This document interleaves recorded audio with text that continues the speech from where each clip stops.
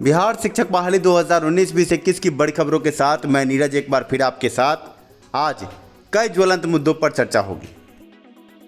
सचिवालय शिक्षा विभाग का बड़ा खेल, बिहार शिक्षक बहाली 2019-2021 पूरी तरीके से फेल। पंचायत चुनाव के बीच शिक्षा विभाग के घाल मेल से आपको रूबरू कराएंगे। इसके अलावा सीटेट एक्ट केस की भी बात करेंगे।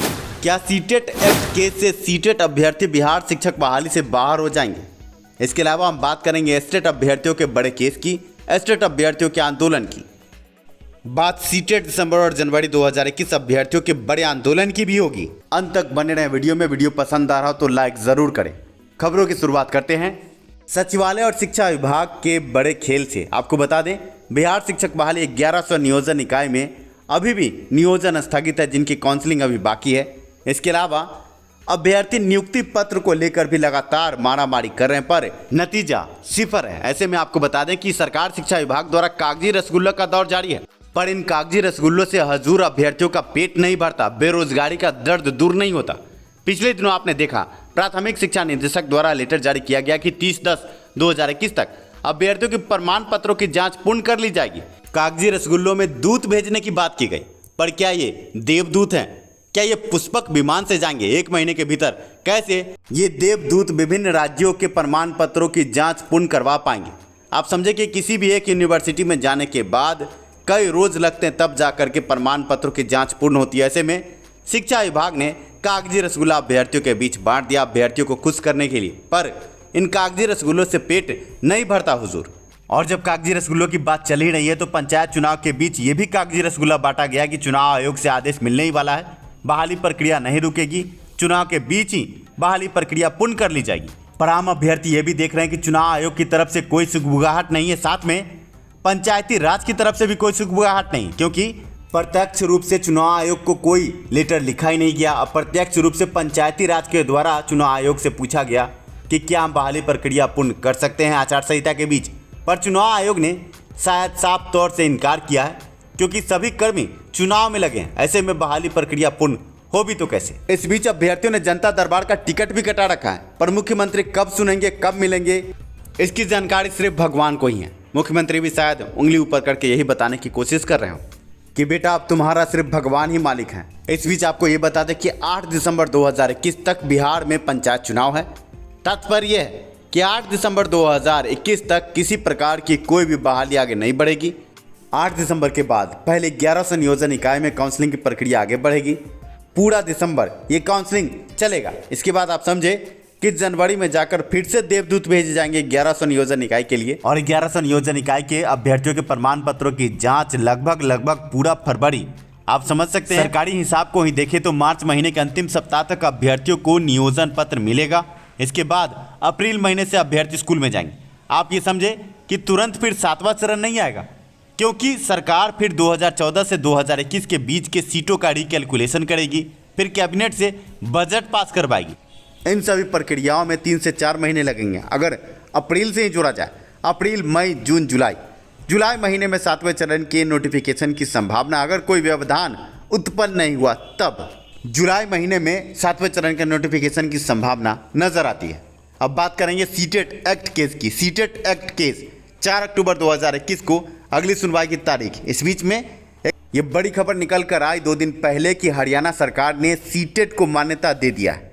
तात्पर्य है कि हरियाणा में जो टीईटी अभी संपन्न होगी, इस टीईटी के साथ सीटेट उत्तीर्ण अभ्यर्थी भी आगे शिक्षक बहाली में भाग ले सकते हैं। इसको देख के ऐसा प्रतीत होता है कि सीटेट एक्ट केस जो पटना हाईकोर्ट में लंबित है, इस केस से आगे सीटेट अभ्यर्थी बाहर नहीं होंगे, क्योंकि हम आपको बता दें कि ऐसा एक पहले भी केस हुआ था जिसको खारिज किया गया है माननीय पटना हाईकोर्ट द्वारा।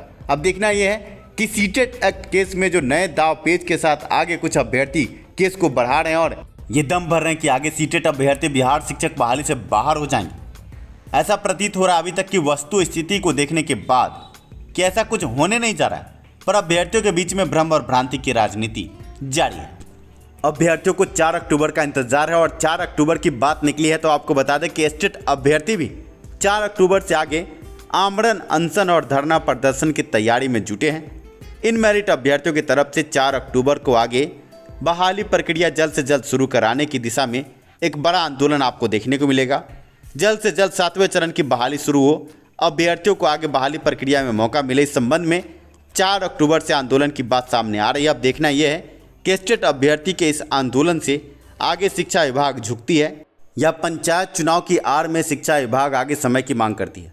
अभ्यर्थी प्रमाण पत्रों की भी मांग कर रहे हैं। अभ्यर्थियों का कहना है कि आगे अगर हम स्टेट उत्तीर्ण हो गए तो हमें उत्तीर्णता का प्रमाण पत्र दिया जाए।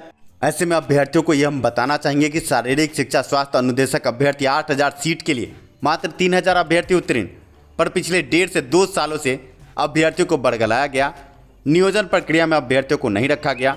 ऐसे में अभ्यर्थी पटना हाईकोर्ट पहुंचे थे और पटना हाईकोर्ट ने कई कड़े निर्देश दिए हैं कि सरकार शिक्षा विभाग जल्द से जल्द वेतन निर्धारित करके इन शारीरिक शिक्षा स्वास्थ्य अनुदेशक अभ्यर्थियों को स्कूलों में भेजे। ऐसे में जो स्टेट अभ्यर्थी 2 गुटों में बटे हैं, मेरिट और नॉट इन मेरिट, इन अभ्यर्थियों को आगे इस दिशा में भी कदम बढ़ाना चाहिए, क्योंकि सरकार और शिक्षा विभाग तो चाह ही रही है कि अभ्यर्थी आपस में लड़ते रहें और मलाई सरकार खाती रहे। पर शारीरिक शिक्षा स्वास्थ्य अनुदेशक अभ्यर्थियों से स्टेट अभ्यर्थियों को सीखना चाहिए। अभ्यर्थियों ने एकजुटता के साथ आगे पटना हाईकोर्ट में एक हलफनामा दायर किया और सरकार जो बहाली करना नहीं चाहती थी, हाई कोर्ट के कारण मजबूरी में अब कैबिनेट की बैठक करके वेतन निर्धारित करती है और आगे इस महीने ये संभावना नजर आ रही कि शारीरिक शिक्षा स्वास्थ्य अनुदेशक अभ्यर्थियों का नोटिफिकेशन निकले। ऐसे में जो स्टेट मेरिट और नॉट इन मेरिट अभ्यर्थी हैं, इनको तो अभी तक प्रमाण पत्र भी नहीं मिला। देखना यह है कि ये आंदोलन आगे क्या रंग दिखलाता है, पर अभ्यर्थियों को आगे जल्द से जल्द सरकार पर ये दबाव डालना चाहिए कि जब हमारी बहाली में कोई समस्या नहीं है तो जल्द से जल्द बहाली का शेड्यूल भी निकले। देखना यह भी है कि पटना हाई कोर्ट ने जब शारीरिक शिक्षा स्वास्थ्य अनुदेशक अभ्यर्थियों के संबंध में एक बड़ा आदेश दिया कि जल्द से जल्द इनके नियोजन की कार्रवाई पूरी की जाए, फिर भी शिक्षा विभाग विलंब पर विलंब किए जा रही है, तो स्टेट अभ्यर्थियों का भविष्य क्या होगा, ये देखने वाली बात होगी। क्या अभ्यर्थी आपस में लड़ते मरते रहेंगे या सरकार से भी सवाल पूछा जाएगा कि बहाली कब होगी स्टेट अभ्यर्थियों की। बात करेंगे सीटेट दिसंबर और जनवरी अभ्यर्थियों की भी। सीटेट दिसंबर और जनवरी अभ्यर्थी आगे तैयार रहें। पंचायत चुनाव के तुरंत बाद सीटेट दिसंबर और जनवरी अभ्यर्थियों को लेकर एक बड़ा आंदोलन गर्दनी बाग में देखने को मिलेगा। यह अभ्यर्थी शिक्षा सुधार रोजगार के साथ है और आगे 7वें चरण के लिए नोटिफिकेशन जल्द से जल्द निकले, इसको लेकर एक बड़ा आंदोलन शिक्षा सुधार रोजगार के बैनर तले गर्दनी बाग में 8 दिसंबर पंचायत चुनाव समाप्त होने के बाद अभ्यर्थियों के द्वारा शिक्षा सुधार रोजगार के बैनर तले किया जाएगा। अभ्यर्थी घबराए नहीं, जुड़े रहें, बने रहे शिक्षा सुधार रोजगार के साथ। शिक्षा में सुधार हो, सभी के पास रोजगार हो, इसी नारे के साथ मिलते हैं अगले वीडियो में। वीडियो पसंद आया हो तो लाइक ज़रूर करें।